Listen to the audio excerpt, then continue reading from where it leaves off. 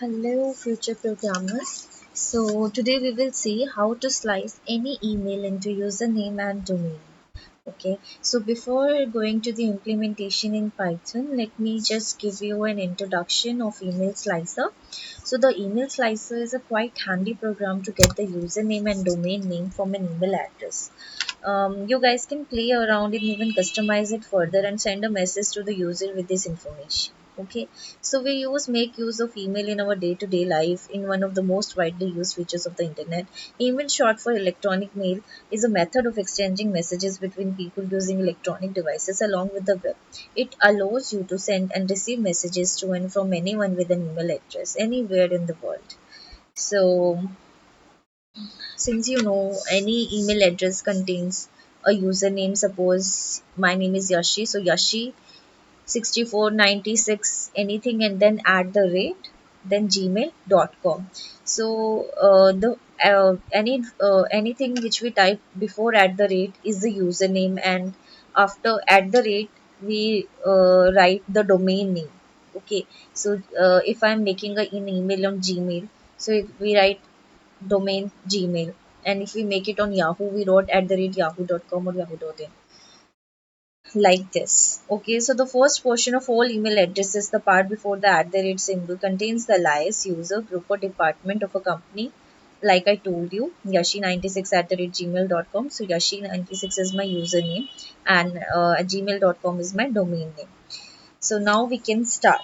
Okay, I'm running this program here. So it is asking what is my email address. Let me write Yashi. Okay, 9. Suppose this is hypothetically I'm writing. It's not my email address. Okay. So Yashi96 is my username. Anything which I am writing before at the rate is my username, and after at the rate I am typing, that is my domain name. So let's press enter. So you can see that my username is Yashi96 and my domain name is gmail.com. This is how uh, we run it. Okay, so let me just explain you this code.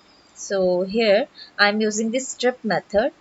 Okay, here I am using this strip method to remove spaces at the beginning and at the end of the string, if any. So the email address is stored in email. Okay, okay. So I'm using this strip method. So next I'm slicing out the username, similar to do what we do with the string. Then I'm storing the slice to username here, and moving forward